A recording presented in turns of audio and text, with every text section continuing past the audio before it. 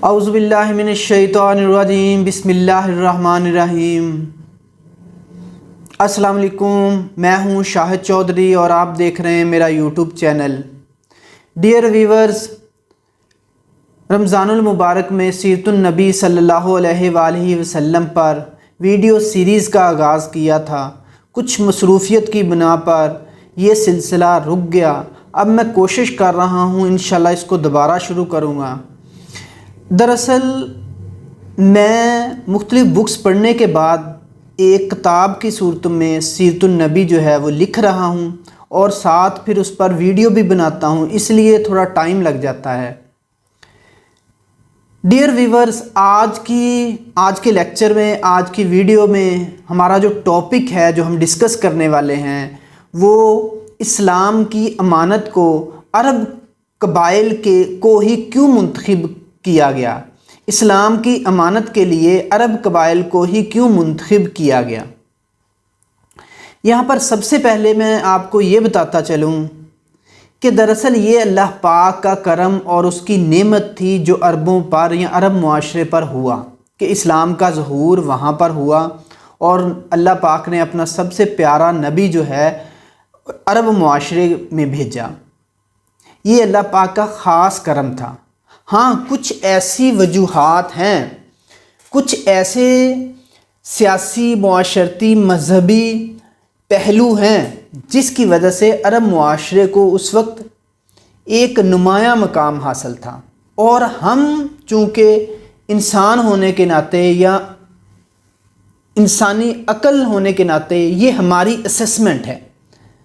باقی اللہ پاک کا کرم تھا کہ اسلام کا ظہور عرب معاشرے سے ہوا۔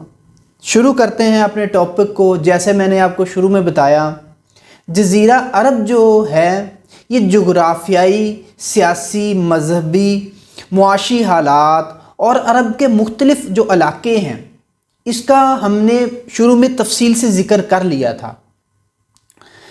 ڈیئر اسٹوڈنٹس، ڈیئر ویورز، دراصل اللہ پاک نے عرب کو فہم و فراست، قوت حافظہ، فصاحت و بلاغت، سخاوت و دریا دلی، سخت کوشی، جفا کشی، فنون جنگ میں مہارت، غیرت و شجاعت اور دیگر کمالات سے بہرہور فرمایا تھا۔ اس وقت کی دیگر اقوام جو ہیں وہ کسی بھی میدان میں ان کے ہم پلہ نہیں تھیں۔ قدرت کے اس انتخاب اور عربوں کے لیے بے پایا صلاحیتوں کا تذکرہ آج ہم کریں گے۔ سب سے پہلے ہم ڈسکس کرتے ہیں ذہانت و فراست کی۔ اہل عرب کی ذہانت و فراست بے مثال تھی۔ تاریخ دانوں نے بے شمار واقعات تحریر کیے ہیں جن سے اہل عرب کی فہم و فراست اور ذہانت اور فراست کا پتہ چلتا ہے۔ قرآن کریم کے کلمات میں فصاحت و بلاغت کا وہ سمندر ٹھاٹھیں مار رہا تھا کہ اس کی صحیح قدر و قیمت اور منزلت کا وہی لوگ اندازہ لگا سکتے تھے۔ اس طرح بہت سارے واقعات ہیں جو کہ احادیث اور تاریخ کی کتب میں موجود ہیں کہ نبی پاک صلی اللہ علیہ وسلم نے قرآن کی ایک آیت کی تلاوت کی اور اہل عرب چلا اٹھے کہ یہ کسی انسان کا کلام نہیں ہے۔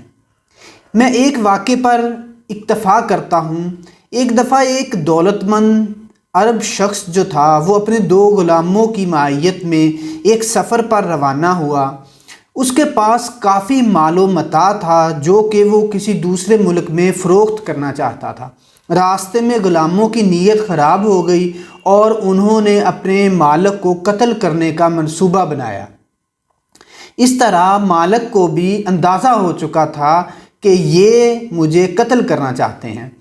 مالک نے ان کو کہا کہ آپ لوگ مجھ سے وعدہ کرو، مجھے آپ لوگوں نے قتل کر دینا ہے، لیکن میرے یہ 2 اشعار گھر جا کر میری بچیوں کو سنا دینا۔ وہ دونوں غلاموں نے وعدہ کر لیا۔ اب غلاموں نے اپنے مالک کو قتل کر دیا۔ وہ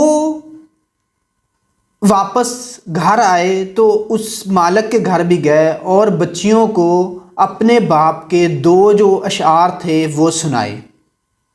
وہ دونوں بچیاں اشعار سننے کے فوراً بعد اپنی اوڑھنی اتار کر آہو فغاں شروع کر دی۔ عرب لوگ وہاں پر اکٹھے ہو گئے۔ انہوں نے پوچھا کہ آپ لوگ کیوں یہ چیخو پکار کر رہے ہیں؟ تو بچیوں نے جواب دیا کہ ان دونوں غلاموں نے ہمارے باپ کو قتل کر دیا ہے۔ اب جو وہ لوگ تھے، جو عرب تھے، انہوں نے کہا کہ آپ کے پاس اس کا کوئی ثبوت ہے؟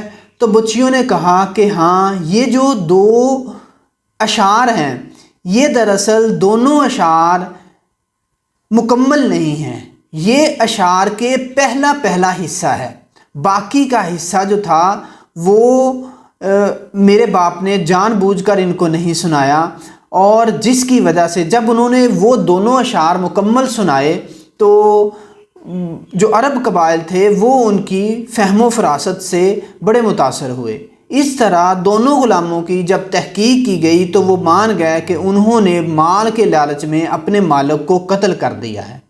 اب دونوں کو اس قصاص، مالک کے قتل کے قصاص میں دونوں کو قتل کر دیا گیا۔ اب ناظرین، ایسے بہت سارے واقعات ہیں جو کہ تاریخ میں ہمیں ملتے ہیں، جس سے اندازہ ہوتا ہے کہ اس قوم کی فہم و فراست کا اندازہ لگایا جا سکتا ہے۔ اسی فہم و فراست کی بدولت نبی پاک صلی اللہ علیہ وسلم کو ان کی ہدایت کے لیے جو معجزہ دیا گیا تھا وہ قرآن کریم تھا۔ اب قرآن کریم کے کلمات طیبات، فصاحت و بلاغت کا وہ سمندر تھا کہ جس کی صحیح قدر و منزلت یہی لوگ لگا سکتے تھے۔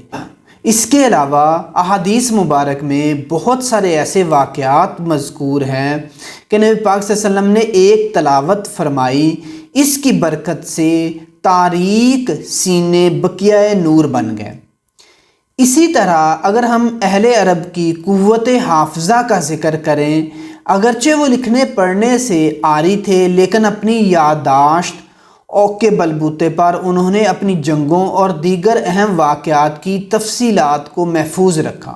وہ نہ صرف اپنے سلسلہ نسب سے پوری طرح باخبر تھے بلکہ اپنے گھوڑوں کے ناموں اور ان کے سلسلہ نسب سے بھی آگاہ تھے۔ جو گھوڑا میدان جنگ میں داد شجاعت دیتا، اس کے نسب کو وہ بخوبی جانتے تھے۔ ان کے تہواروں میں جو ادبی محفلیں منعقد ہوتی جس میں دور و نزدیک سے آئے ہوئے جو فصحاء تھے، جو شاعر تھے، وہ اپنے قصیدے سناتے، سننے والے ایک ہی بار سننے سے وہ پورا قصیدہ، وہ پورا خطبہ یاد کر لیتے اور پھر آگے اس کی روایت کرتے تھے۔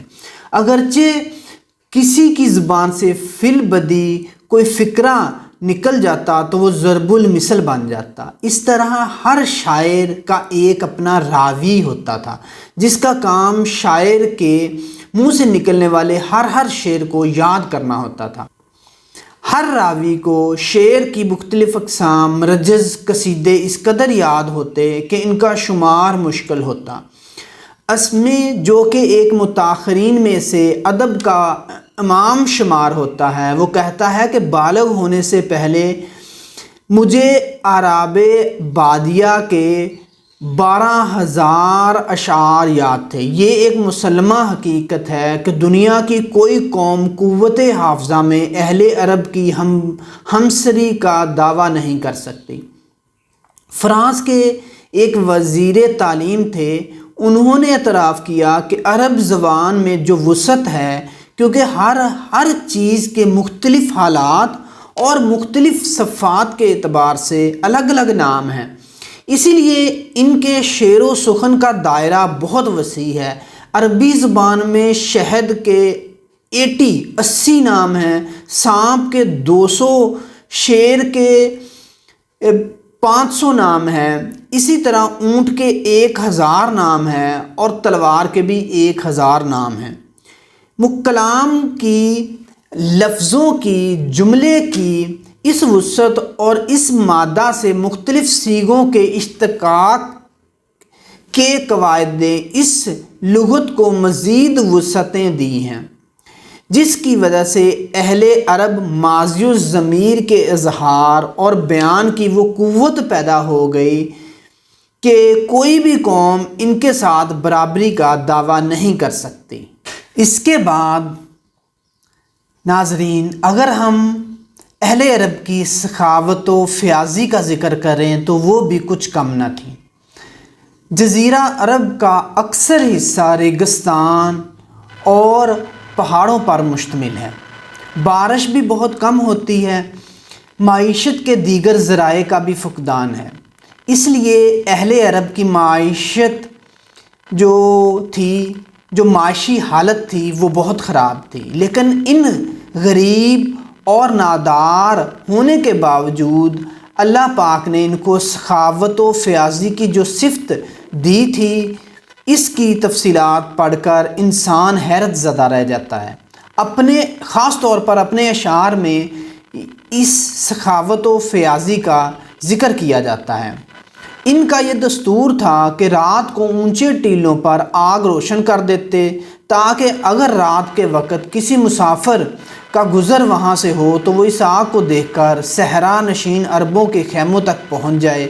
وہ صرف اونچی جگہوں پر آگ ہی روشن نہیں کرتے تھے بلکہ اس خیال سے کہ شاید رات کا مسافر بینائی سے محروم نہ ہو، وہ آگ نہ دیکھ سکے، اس لیے وہ آگ پر بخور چھڑک دیتے تھے۔ اس کی خوشبو دور دور تک پھیل جاتی تھی۔ اس کا مقصد یہ ہوتا تھا کہ رات کے مسافر کو اگر نظر نہیں آتا تو وہ خوشبو سونگھ کر ان عرب بادہ نشینوں کے خیموں تک پہنچ جائے اور ان کو اپنی سخاوت اور فیاضی کا موقع ملے۔ عرب میں ایسے عدیم المثال، عظیم المرتبت فیاض گزرے ہیں جن کی فیاضی اور سخاوت کے باعث تاریخ ان کو ہمیشہ یاد رکھنے پر مجبور رہے گی۔ اس طویل فہرست میں چند مشہور جو نام ہیں میں ان کے بارے میں آپ کو بتاتا ہوں، جیسے حاتم طائی ہے، جیسے کعب بن مامل یادی ہے، اوس بن حارثہ الطائی ہے، حرم بن سنان ہے۔ تو یہ وہ مشہور فیاض تھے جن کے بہت سارے واقعات آپ نے تاریخ کی کتب میں سے پڑھے ہوں گے۔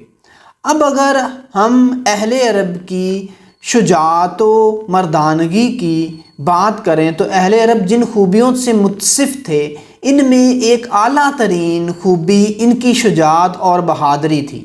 اپنی عزت و ناموس کے لیے، اپنے حقوق کے تحفظ کے لیے، اپنے قبیلے کی ستوت کا ڈنکا بجانے کے لیے وہ اپنی متاع زیست کو قربان کر دیتے تھے۔ وہ زندگی اور اس کے عیش و آرام کو کوئی اہمیت نہیں دیتے تھے، اپنی عزت اور قبیلے کی آبرو بچانے کے لیے موت کے کھیل میں کود جاتے تھے۔ ان کے لیے یہ کوئی خطرناک کھیل نہیں تھا۔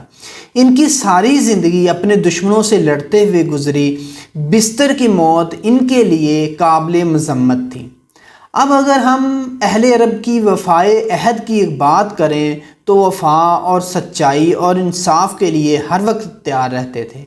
کوئی بھی قوم بلکہ کوئی بھی انسانی معاشرہ باہمی اعتماد کے بغیر ترقی نہیں کر سکتا۔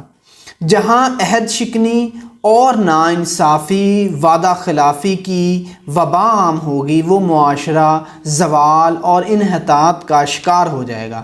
عربوں کی یہ خوبی تھی کہ اگر وہ کسی سے وعدہ کرتے تو ان کو پورا کرتے، خواہ اس سلسلے میں ان کو مالی نقصان برداشت کرنا پڑتا۔ طبعی طور پر وہ جھوٹ سے نفرت کرتے تھے۔ سچ بولنا اور سچے آدمی کی تعظیم و تکریم کرنا ان کا قومی شعار تھا۔ عہد جاہلیت کی تاریخ بھی ہمیں بے شمار ایسے واقعات ملتے ہیں جب اہل عرب نے مال و جان کی قربانی دے کر اپنے قول کی لاج رکھی اور اس کو اپنا فرض سمجھا۔ جی تو ڈیئر ویورز، یہ کچھ تاریخ کی کتابوں سے اور مختلف جو فقہا ہیں، جو تاریخ دان ہیں، ان کی آراء اور یہ انسانی عقل کی اسیسمنٹ تھی، جس کی بنیاد پر ہم کہہ سکتے ہیں کہ جو اس ایک عرب معاشرہ تھا وہ تمام تر خوبیوں کے لحاظ سے اس وقت کے دوسرے معاشروں میں ایک اپنا امتیاز رکھتا تھا۔ اس لیے اس بنا پر اللہ پاک نے اس معاشرے کو، اس عرب معاشرے کو اپنے دین حنیف کے لیے چنا۔ یہ ایک انسانی اسسمنٹ ہے، لیکن اللہ پاک کا ایک تکوینی راز ہے جس کو ہم انسان نہیں سمجھ سکتے۔ دراصل اللہ پاک نے جس پر انعام کرنا ہوتا ہے اس کو سیدھا راستہ دکھا دیتا ہے، اس کو وہ یہ تمام جو خوبیاں ہیں اس کا خوگر کر دیتا ہے۔ تو اس لیے ہم کہہ سکتے ہیں کہ جو اسلام کی یہ جو امانت ہے، اس لیے عرب معاشرے کو چنا گیا کہ عرب معاشرے میں یہ تمام خوبیاں موجود تھیں۔ ڈیئر ویورز، آج کا یہ لیکچر، آج کی یہ ویڈیو آپ کو کیسی لگی؟ کمنٹ باکس میں مجھ سے ڈسکس کیجئے گا، جواب دیجئے گا۔ اپنا بہت سارا خیال رکھیے گا، دعاؤں میں یاد رکھیے گا۔ اللہ حافظ۔